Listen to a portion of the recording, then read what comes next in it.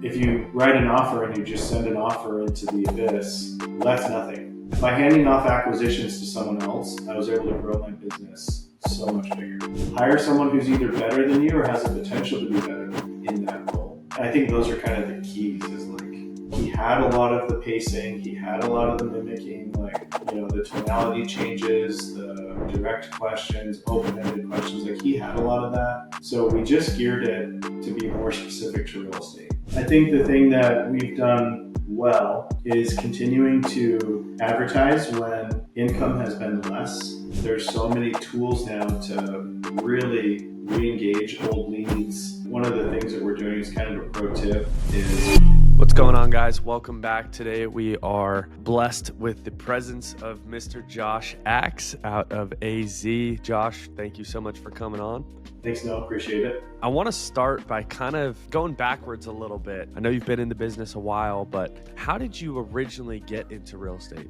Yeah, so started in property management. It was I was working for an addiction recovery program as the program director, and I got engaged, and the company I was working for, it's like in philanthropy, so they're not really making money. So I'm like, well, hey, I need some more money. And they're like, well, we could give you like $200 more a month. And I'm like, well, I'm getting married. I need to like have a house, and part of my pay was room and board. So we couldn't agree on numbers. And so one of the board members, his son had a property management business, and so I got connected over there, and they were awesome. They like paid for my real estate license, did paid training, whatever. I just grinded through the courses. Like 30 days later, I was licensed, and my role was signing up owners of rental properties for the property management company. So I had like that firsthand look at like, oh wow, like these real estate investors are getting paid every month, and we're doing all the work. Like, damn, how do I get some rentals? That's awesome. So how did you get from that to where you're at now? Yeah, so I mean, when I recognized like these guys are making $400 or $500 a month and we're doing all the work, like how do I do that? How do I get some rentals? So literally I went on Google and I'm like, how do you buy rental properties? And like, that led me to like Bigger Pockets, which is a podcast and like forum based website. And so I started poking around on there and started listening to the podcasts every day, and they would interview, people who were in the rental game, who were wholesaling, who were fix and flips, who were syndicators. So they kind of interviewed like each different type of person. And, I listened to like, one was with Michael Quarles, and he had done like 1,000 deals at that point. And so, one of his methods was direct mail. So I'm like, okay, well, he's done a ton of deals, and I really liked his cadence of speech and his tonality, and he was really like intentional about how he spoke on the phone with sellers and like his process, and like wasn't a wholesaler. And so like there were some things that he did that I really like, I was attracted to. And so I found out that he had a podcast as well, so I started listening to his podcast. And so I really like dove into like the different people in the industry that I like related to the most, and their business model was most like what I wanted to do.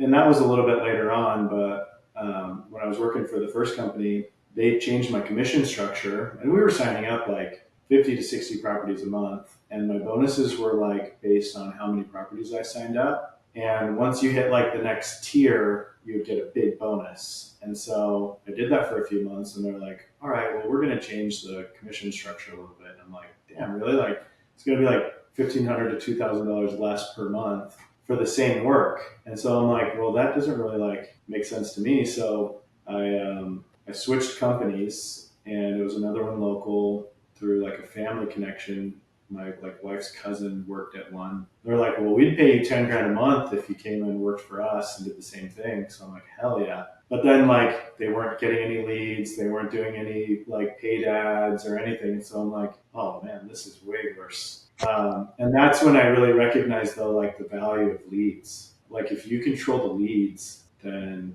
if you can get your own leads, like you're in the ultimate control. And so I actually like started sending mail way back then, but it was like to list someone's house. And so they had like one of those like Pitney Bowes like postage machines. So I would literally take like 200 envelopes, and I would just be scanning them. And like I wasn't really considering like man, the broker's just paying for all this. But I was like, all right, I'm just sending some mail, you know? And it was like, I think 40 cents at the time, whatever. And so, anyways, he's like, hey, why is our postage bill so high? And I'm like, oh, shoot. Like, whoops. But anyway, so I did that and like did that for a while, started making some money there. And then I was also like selling the properties that they were managing. So I'd reach out to all the owners and see if they were curious in the market analysis. And so kind of just started understanding more of the sales process of real estate, getting comfortable with, title and how transactions work, how to value properties, all that. So those are kind of like the foundations of getting to where I am now. And then learning about the direct mail and really diving into that, that's where I feel like things really like elevated for me, was when I got really good at direct mail. That's awesome. And I know you've had a very intriguing life. What was your life like before getting into real estate? So like I said, I was in addiction recovery. So that was the industry that I was in. I was a program director of a place here in Arizona called the John Bolton Academy. So the reason I was the program director is because I actually went through that program. So I'm a recovering heroin addict. In October of 2025, this year, I celebrated 15 years of sobriety. That's awesome. Yeah, so, before that I was homeless, destitute, my family had kicked me out. They're like, enough of your shit. Like, we've tried everything, and it was a good move on their part. And looking back, like, I had helped probably hundreds of people get into treatment programs, and a lot of that was through talking to their families and saying, listen, if the person has hot food every day, a place to sleep, and a cell phone, why the hell would they get clean? Right? Like, they can just go and Yeah. get their drugs and come back here, and there's no, like, life is too easy. So I would tell the parents, like, you need to make life a little tougher and kick them out, because the reality is they could overdose anywhere. How much worse would you feel if they overdosed in your house and you've like enabled them through Mm. allowing them a safe place to live to, die in your bathroom? And that's like, that comes from experience of parents telling me that's happened. So, like, that was my life before, and I'm super grateful that I found a program that, it's 24 months minimum. So you live there, work there, you're there for 24 months. And it was like, at the time, like the Navy SEALs of recovery programs, and I had done others prior. And it was like, if this one doesn't work, like, I'm just too far gone. And so, anyways, it's worked so far. So, you're never fully recovered. We're on that straight and narrow.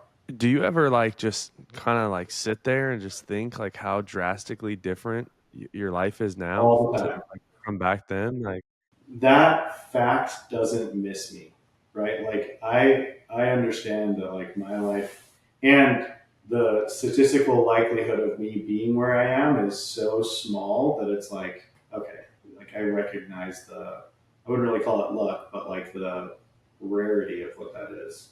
yeah. First off, I'm very proud of you. I mean, we've known each other for a Yeah, while, thank and you.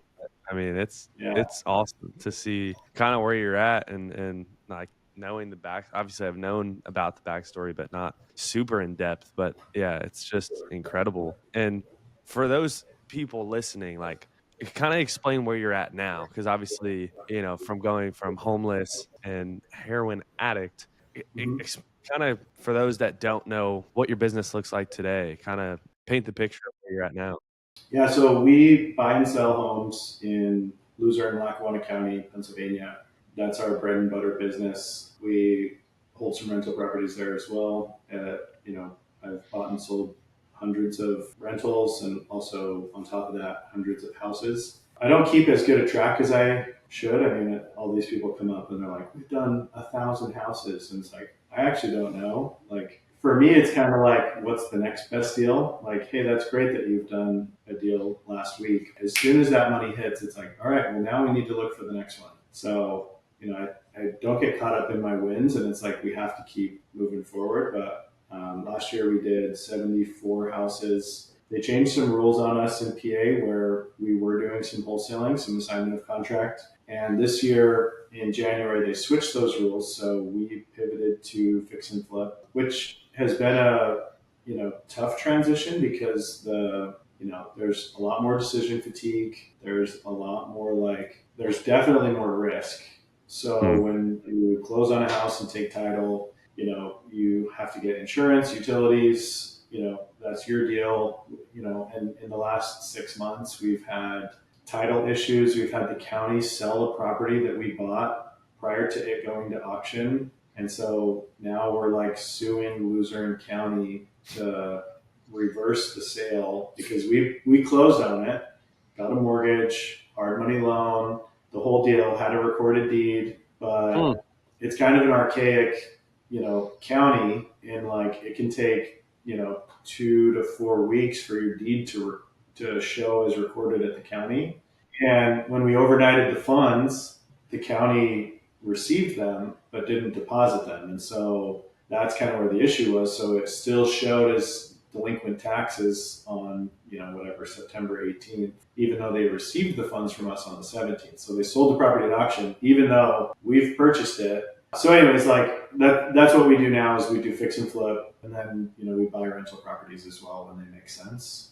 So I think, we're looking at some different ideas for, expanding the business. Fixing and flipping is really tough, especially from 2,500 miles away. Mm. I have a really great team. My team is incredible. We have an acquisition manager, property manager, operations manager, executive admin, marketing. So we have a team. We're small, but we do a lot of deals for what we are. And I think this year we're on track to do like 55 or 60 flips. Our profit per deal has went from, like 21,000 to 43,000. So it's good overall, but like the challenge of, all of these houses. I mean, and there's so many like issues that come with fixing and flipping that we could go into, but I don't think we have enough time for that. Want to get motivated sellers that nobody knows about? Introducing 10x TV. If you want to create credibility in your market, find deals that nobody else knows about, and crush your competition, you need to check into TV commercials. It is the new buzz in the real estate investing industry since we introduced it several years ago. I've been using TV commercials myself for the last 12 years and it's absolutely crushed it. So if you want to learn how to get on TV and to do something that little to no people are doing right now, go to claimmymarket.com.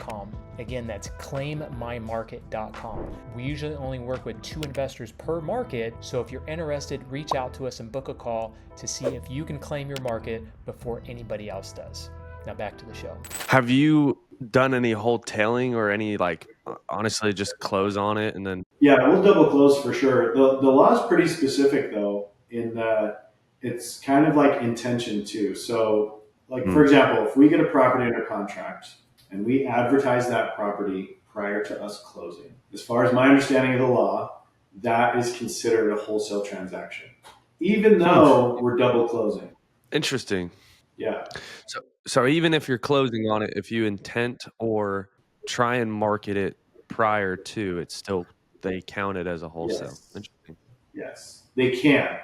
Right. And so that's where it's like there's not case law precedents right now Right. to dictate what is or isn't allowed. And I don't want to be the guy that they test Right. on. Right. Like they're going to make an example of someone. I'd prefer it's not me. Fair enough. So that's kind of my thought process with it is like That's fair. I don't want to take the risk. It's not worth it. Yeah, no, that's fair. As far as the wholesale goes and just doing lipstick stuff, that doesn't really apply though, right? No, we do those too. Yeah, I mean in the deals that we've done, I would say maybe 25% of those fall into that category. Yeah. Gotcha. What was the main problem that you were trying to solve when starting this business? Yeah, I mean just good leads. Do you mean from the perspective of like I want to start a business to solve a problem, or what is the challenge that I faced in running my business? Because those could be 2 different questions. More the original, like when starting the actual company itself. When starting the company myself, what was my biggest challenge, or what market problem was I trying to solve? Your biggest challenge. Okay, got it. Yeah, I mean, good deals. And I think also like processes. I was terrible when I started, and I think most people are. Like when you start a business, you're like, I'm going to do this. And then you're like, oh, I'm doing really good. And then you look back at yourself 5 years ago and you're like, I was so bad and I didn't even know it. Like I would let sellers' phone calls go to voicemail, and then because I wouldn't answer intentionally, and then if they left a voicemail, I would know they're a motivated seller. Mm. Oh, please give me a call back. And if they said, please call me back, I was like, they're really motivated. That's a good lead. And like I would tell other people in the industry, and they're like, you don't answer your phone? Are you stupid? Like, what are you doing? And now I'm like, definitely was stupid. Like the number of deals that I missed out on because I didn't answer the phone kills me to think about. So for anyone listening, answer the damn phone. And if you can't answer it, pay someone to answer it. Like, always answer the phone. What would you say to the people that don't take the 3-minute rule super seriously? Like calling within 3 minutes? Maybe I'm not familiar with what you mean, the 3-minute rule. Every 3 minutes that you don't pick up or call them back, it like significantly drops your chances of getting that deal. I think it was like 30 or 40% every 3 minutes. Yeah, I don't know that statistic to be example or to be like I don't know that rule. I've never heard that, but we have a standard that we do call within 3 minutes, not knowing that that's a rule. And I have a call center that takes my calls, and then I have they also do outbound calls too. So whenever a lead comes into our website, they will call that lead within 3 minutes. And I think it's within 60 seconds, but I don't want to quote that being incorrect. But it's very quick within them submitting their info. Like our speed to lead is really good. Because you really do lose so much. And I've had other investors that I network with take it a step further, and they kind of like this. Like they lock up deals over the phone, and we do that too. But a lot of times they won't let the seller off the call unless they get a firm no or they get a contract. Mm. And I'm like, that's good. Like because when you get a no, then you can solve for no. Right. But like if you write an offer and you just send an offer into the abyss, well, that's nothing. But it's like they'll sit on the phone for an hour and a half, and they're like, okay, well, no, I'm going to send the contract to or the agreement to your email, and we're going to go through that. Like, is your email ready? Yeah, okay. And then they'll send it, and they're like going line by line down the agreement, and then it's like, all right, cool, now let's get it signed. Well, I'm not going to sign. Oh, you're not going to sign? Okay, well, we're going to need to cancel this agreement. We typically, I have another call after this, and we have a rule that we can only buy one house a day. So, when you decide that you're ready to sell, so are you saying no, you don't want to move forward now? Well, no, that's not what I'm saying, right? Like, so they're forcing the no. So when you get to the no, it's like, well, no, I don't want to do that. Okay, well, can we talk about why not? What's not correct for us to move forward? So they push that issue, and they've had a lot of success. And those are people here in Phoenix, which is very, very competitive. Oh yeah. Why do you think so many investors overlook that part? Could be laziness. It's interesting. I talk to people here in Phoenix, and a lot of them they have too much control, I think. And they haven't allowed their team to like fully take on some responsibility. So I have a couple guys in mind that I can think of, but in 2021, we were doing texting, which we don't do now, but everyone was doing texting. It was an awesome lead channel. It got abused like most do, but I hated doing it. And I hated all the people that were mad texting back, like, go after yourself, you suck, whatever. And then you get some good leads though, and you're like, all right, so this does work, but like, I just don't like the constant barrage of negativity. And so I had a buddy who was going to get his life insurance license and sell life insurance. I'm like, before you do that, and you're miserable, no offense to those who sell life insurance, but before you do that and be miserable, let's try working together. And I'll give you 3 months. I'll pay you a salary for 3 months, if you don't make me money in 90 days, we'll let you go and you can go and do that anyways.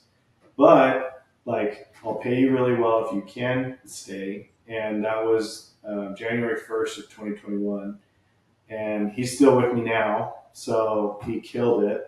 By handing off acquisitions to someone else, I was able to grow my business so much bigger because I was the bottleneck. And so many investors that I talk to are the bottleneck in their business, right? Like they can't talk to enough sellers in a day and run their business. It's so common. It's like, well, no, I need to make the offer. I need to make the offer. It's like, okay, well, if you're spending 4 or 5 hours a day making offers to sellers, which if you had good lead sources, you would be talking to that many sellers or following up or whatever. Like, you can't do that if you're trying to run your business too. It's like, are you trying to be a salesperson and have a job, or are you trying to run a business? There's a difference. Right.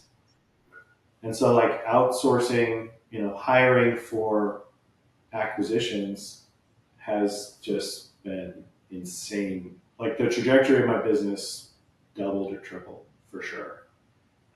What would you say to people that are A, scared to hire acquisitions, and B, like once they do hire them, they kind of have them on a leash, and Mm-hmm. like at some point you got to let them make a mistake and learn from it, right? Like what would you just say to someone in that situation? Yeah, everything is scary until you do it. Your fears are typically unfounded, and you have to train them. And with my acquisition manager, him and I were friends too, and the roles were clearly defined. And he would sit like 15 feet away from me in a different room, but there was no doorway. So like I could hear him on every seller call for a year. This is straight for a year, every day, monitoring his calls, listening to him, coaching him. Like it was just I was running the business and he's taking the seller calls, and it was just like really dynamic where every call, hey man, this guy said this, like it stumped me. Like what should I have said? Or like some of his calls he'd be on speaker and I'm like, hey, when the seller said that, like that's a window into motivation that you need to press on. Like, why did they say that? That's a weird thing for them to say. And so like I'm giving him the cues that I'm looking for, which I'm not perfect, but like I've done enough seller calls to where someone will say something and you're like, hold on, that's not a normal thing a seller says. Like, can you explain that? Can we talk a little bit more about that? Yeah. And then it's like, they'll say something like, well, um, it's hard to give me an example because I don't do the seller calls now, but like, oh, well, I need to have this done by this date, and it's like, okay, so you need to close fast. Got it. But it's like, I would think, well, hold on, why do you need to close by that date? What's on that date? Well, the house is in foreclosure and we've already moved and whatever. Like, or we've had one where it's like, yeah, the house is going to get bulldozed by the city. And I'm like, that's important for us to know. So like, thankfully he caught that one, but like initially it's like, you wouldn't know to ask the question until someone trains you to. And so for the people who are considering hiring for acquisitions, like you need to train them enough to know the cues to look for and spend that time with them. And I think personally it's better if they're in the same room and I'm doing what I'm doing and I can listen to them, but I'm truthfully terrible at like, I'm not going to go through seller calls from a week ago, 2 weeks ago, whatever.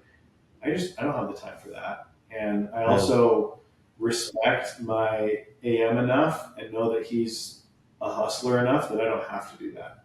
So hire an A player, hire someone who's either better than you or has the potential to be better than you in that role. And I think those are kind of the keys is like, you got to give them enough rope to hang themselves.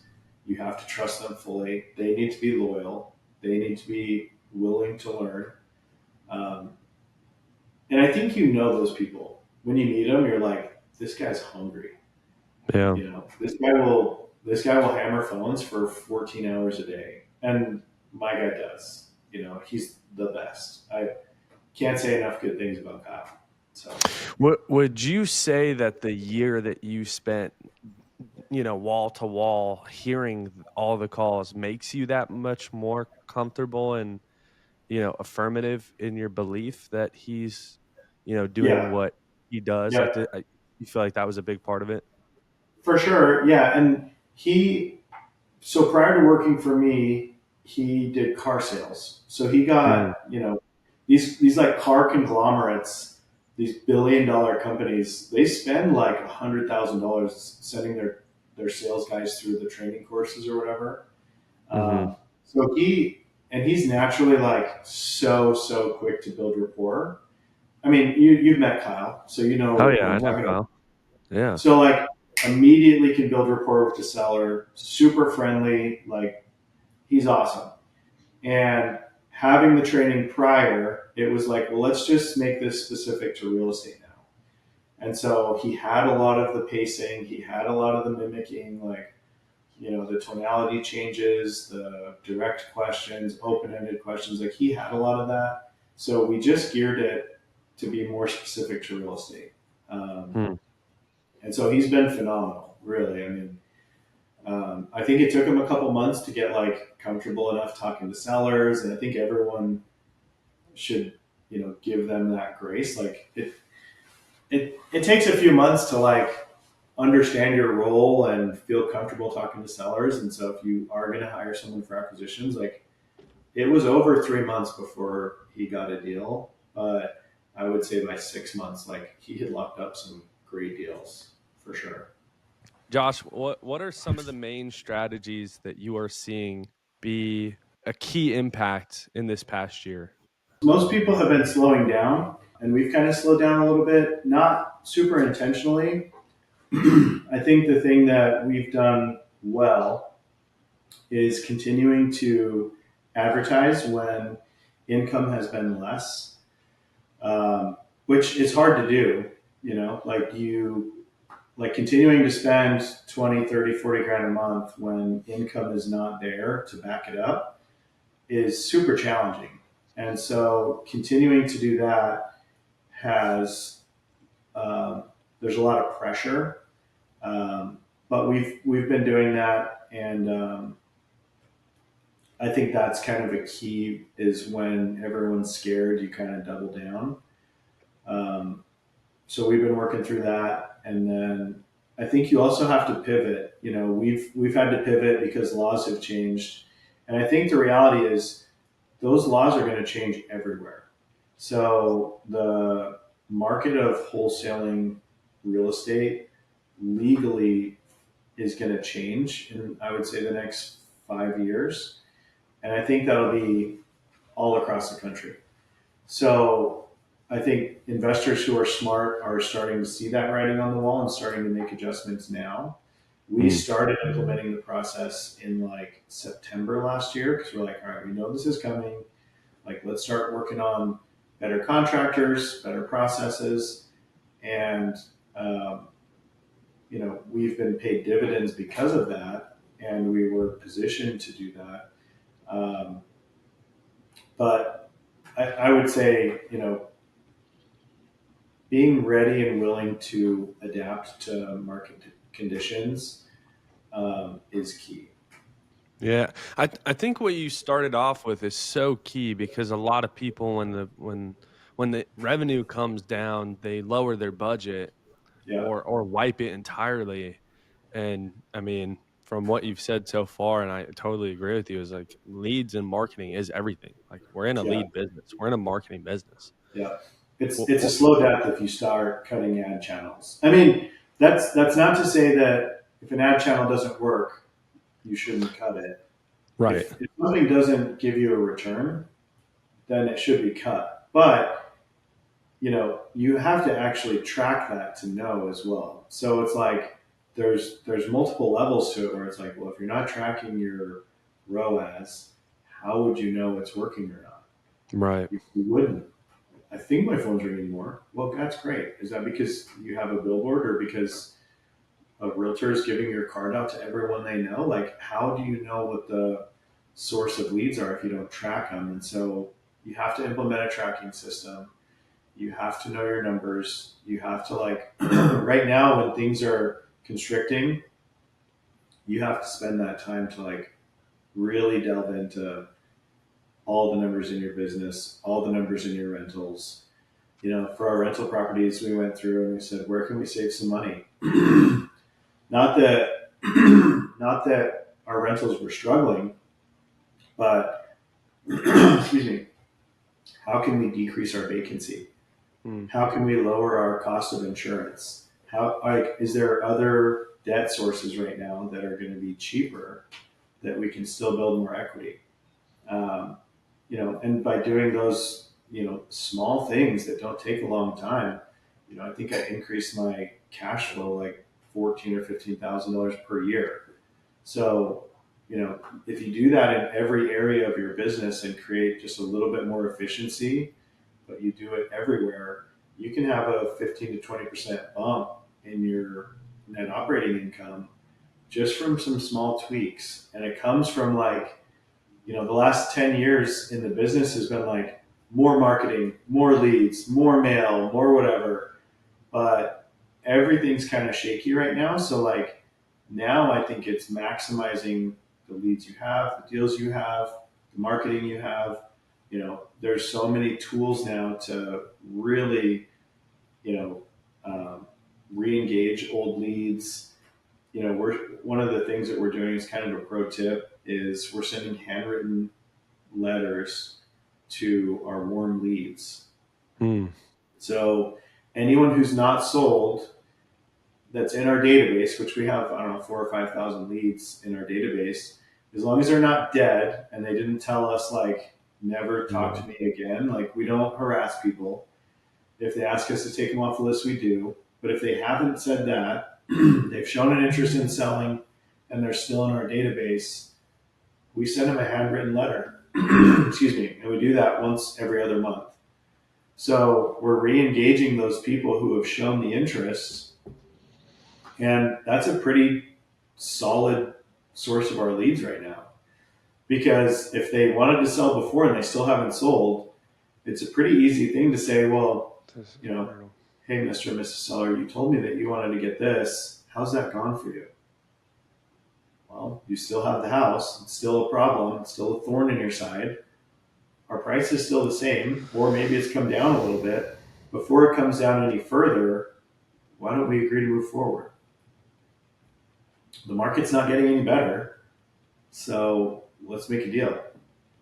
Josh, when it comes to the word success, everyone's got their own definition for it. Everyone's got their own way of chasing it.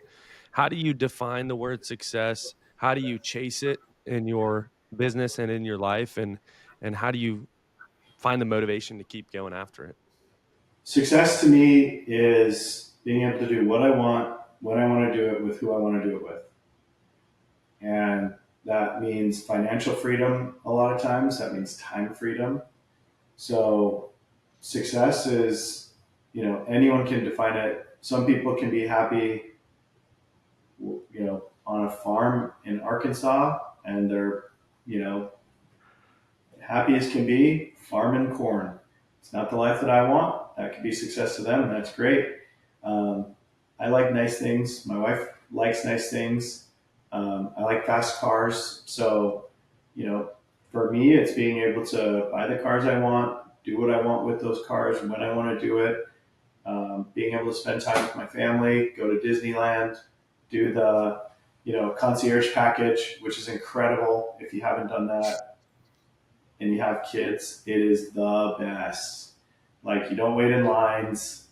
It's insane. So highly recommend that. But those kinds of things where it's, and then you can like invite others to share in those experiences too. So being able to give people a ride in a nice car, you know, that they've never had the chance to ride in, being able to take friends and family to Disneyland is like so rewarding and so fulfilling. Especially when, you know, I've put my family through so much with my addiction, to be able to reward them with like, hey, no, we're going to go to Disneyland. And not only are we going to Disneyland, we're going to do the craziest shit you can do at Disneyland ever. Like where you don't wait in a line and you can get to any restaurant you want. And like you ride so many rides that you're like, I don't even want to ride rides anymore. Like and that's normally because you've waited in so many stupid 2 hour lines. Yeah. But Oh yeah. like literally you're walking through the exit on some rides and you literally just, as long as it takes you to walk up to the exit, you sit in the ride and it's your turn. It's crazy. It's so cool. And like, there's nothing better. Um, so those kinds of experiences to me feel like success. Or, going to a restaurant and taking, my family out or my team and not having to worry about like, well, how much is this bill? Mm. Ooh, I don't know. It's like you don't even have to think about it. It's like put the card down. You're not worried. It's not going to break you. Like those things to me are like I never had that. It Right. was always like, well, we can't get the steak at the restaurant because it's too much money, right? No, we Mm. can't get an extra side. No, we're going to get the salad bar because that's the cheapest way to eat at Sizzler in Utah, which is for some reason where we always went. Like whatever. And so success to me is being able to not have to make those types of sacrifices. And I try not to live above my means, but I like nice things because I can. Yeah. It's great. Now it's all the sides. Bring them all out. All the See what sides. you can get. Yeah. Cool. Well, let's say the business goes away. You get to keep your knowledge of everything you've learned over the years. Everything goes away. Kyle, the whole team, the whole business, everything goes away. You were going to restart from scratch today. What would you focus on first to rebuild? Not real estate. Really? Yeah. What would you go into? Maybe roofing. I think roofing right now is a very unique opportunity. There's a lot of like storm chasing in roofing, which you can make a ton of money. But I think building a business around that, and I say that because, and I would encourage you to ask this question to the people you interview. If they were to sell their business today, what's it worth? You could ask Tony, you could ask any of those guys, anyone. What could you get in cash today for your business? I'd probably argue close to zero. Maybe a year's worth of revenue. Maybe. But the likelihood is probably zero because you take the operator away, you take me away, you take whoever's driving the business, you take them away, there's not much left. Right. However, in roofing, HVAC, electrical, plumbing, you have a business that's cranking out $2-3 million a year in those industries. Hedge funds are buying those like crazy. Mm. Right? So I think you have a better long-term play because I'm looking at, okay, well, I've spent 10 years in this business. What can I sell for? I have a buddy 10 years ago who lived in the same neighborhood.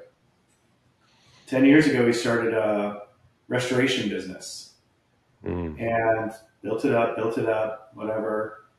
They just sold like last year for 80 million. What's my business worth? That's crazy. Right. So I don't think I would do real estate. However, if I wanted to do real estate, what I would do is I would literally every day look at the foreclosure proceedings. In Arizona, they have them posted daily. I would probably, well, they do foreclosures every single day here too. So it's a little different in my market in PA, but in both places, I would look at foreclosures. I would say, okay, these are motivated sellers. I would go and I would knock their door. If I had nothing, no money, no budget, I just needed to get deals locked up, I would go and knock on those doors and I'd try and wholesale those deals to flippers. Um, there's people that do that with a lot of success right now. So it's a tactic that works. And anyone who's been struggling in the business the last few years, like I would just say, like get back to principles. Pick up the damn phone and talk to a seller. It's like, that's what we had to do when we started. But like everyone's lost their scrappiness because it's like, oh, well, I'm comfortable now, and I have a team and I make money and whatever. It's like, you might have to pick up the phone and start calling people if you don't like figure some shit out. I mean, Right. there's a lot of people hurting in the industry right now. So make some changes. Like make them now before you're Right. forced to make them later. And I think Yeah. that's getting back to those principles. You know, Mm. revenue first. Focus on revenue first. Don't focus on building a team. Like just get some damn deals. And how do you do that? Every market's a little different, but find motivated sellers. That's awesome. Where can people connect with you? Where can people find you if someone is, wanting to reach out and learn more? Yeah, so they can find me on Instagram, thejoshaxe.com, regular, or just thejoshaxe, sorry. Um, Josh Axe wasn't available, so I don't think that highly of myself that I'm the Josh Axe, but that's what was available, so I went with it. I'm on Facebook, whatever, just look up Josh Axe, you should find me. Um, and then if the conversation goes from there, we can share emails, whatever. Yeah. Awesome. Any final advice for someone that's looking to scale, grow, or maybe simplify their business? Yeah, just hire the right people. The one thing that's helped me this year was I hired someone and fired someone within 24 hours. And it's because I realized that person is so unqualified for the role that I hired them for. Then I hired someone who was more than qualified and was like way better at that role than I was. And it was my operations manager. She has been a laser beam of focus for my business where she's like getting in the weeds of everything and making my life so much simpler because she's just phenomenal at her job. And so the key thing would be hire someone who's so good at their job that they make you look like an amateur. Like that's the key. Like you look at any majorly successful company, they've hired so well that it's hard for them to mess up. I think a lot of business owners, they maybe have a perception that they can't really find anyone that's better than them at acquisitions or whatever their skill set is in the business. What would Mhm. you tell someone like that doesn't think that they can find someone that's better than them? They're probably right. If you think that, you're going to believe that. I couldn't tell you otherwise, but the one thing I would consider is like you're a business owner, you're running 100% of your business, which has sales, marketing, bookkeeping, HR, has all these different hats you have to wear as a business owner. So, are you 100% good at each of those things? Absolutely Mm. not. You're probably 20% good at all of them. Well, if you hire someone, and let's say you focus only on sales, okay, you're 100% great at sales. Awesome. Well, if you hire someone and they're 75% as good as you at sales, but they're doing it 100% of their time, not Mm. only is their focus and drive going to make them perform better than you, but eventually, since that's all they're doing, they're going to get better than you at it, Mm. right? Because that's all they're focused on. So they're going Right. to be better from the beginning because that's their only focus. And then once they develop the skills that the reps force you to gain, then they're going to be even better than you were when you hired them, even though Right. you were the top. So it takes the time and the trust to know that the process will make them better eventually, but you have to allow them to make the mistakes and get the reps in that comes with failure, right? Like Right. they're flexing that muscle and you're flexing the muscle of allowing them to screw some things up. But, you've screwed things up worse in your business than they probably will because you're not going to give them you know, that much leeway. Yeah. 100%. Well, Josh, thank you so much for coming on today. Anyone, if you guys are interested in learning more from Josh or have any questions about direct mail, we didn't really get into it too much, which we probably should have, but next Maybe time next for time. sure. Yeah, next time for sure. Thank you so much for coming on, and thank you everyone for watching. Thank you.